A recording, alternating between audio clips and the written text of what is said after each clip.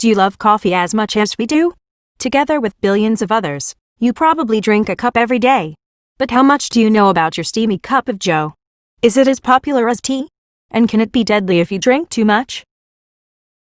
11. Coffee sent Brazil to the Olympics. Brazil couldn't afford to send up 69 athletes to Los Angeles for the Summer Olympics in 1932, so they put them on a ship with 50,000 sacks of coffee and sold the beans at different ports along the way.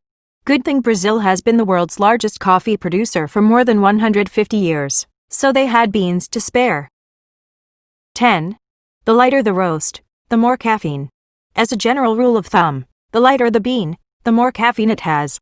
So, a light roast is most likely to wake you up in the AM, or carry you through a lull in the afternoon, followed by a medium roast, and lastly a dark roast. As far as the type of coffee, reach for cold brew over iced, or drip coffee on particularly groggy mornings. It has the most caffeine. 9. Brewed coffee has more caffeine than espresso per serving. People ordering espresso might think they're getting more bang in espresso, because it's a more concentrated form of coffee, but according to the USDA, there's only 64 milligrams of caffeine in one serving, 1 fluid ounce. Coffee has 95 milligrams of caffeine in one serving, 8 fluid ounces. 8. Happy wife, happy life. By the late 15th century, coffee shops were everywhere in Constantinople, modern-day Istanbul. The drink had become such a huge part of the Turkish culture that, according to legend, a law was created that gave any woman the power to divorce her husband if he neglected to provide her with an adequate amount of coffee. Understandable, right? 7. Coffee beans are actually cherry seeds.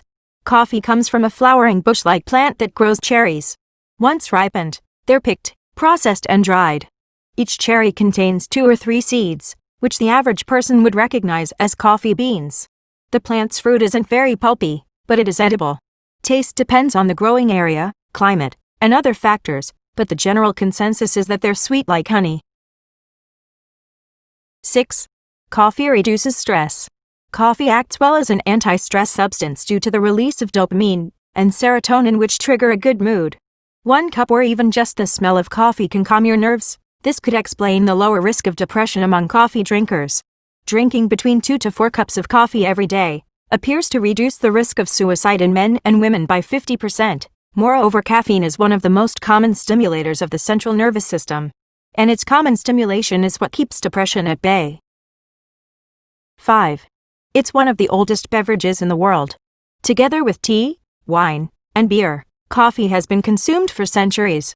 The story is told that goat herders, in the 9th century, noticed how jolly their goats became when they nibbled on a specific plant.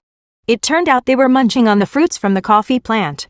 Not long after that, folks realized that brewing beverages made with the fruits kept them awake for longer. Whether the legend is 100% true or not, we think it's still a pretty cool story. 4. World's most consumed beverage. It's said that a total of 2.25 billion cups of coffee are consumed in the world every day. This makes coffee the most consumed beverage in the world, slightly above tea, of which 2.16 billion cups are consumed each day. Why do people love coffee so much? It depends on who you ask. Those that love tea cannot understand why coffee drinkers prefer the bitter taste of coffee. Ask any coffee lover, and they will have a long list of why they love this beverage so much. It keeps them awake, they like the slightly bitter aftertaste, and some just love the smell of roasting coffee. 3. Coffee drinkers live longer.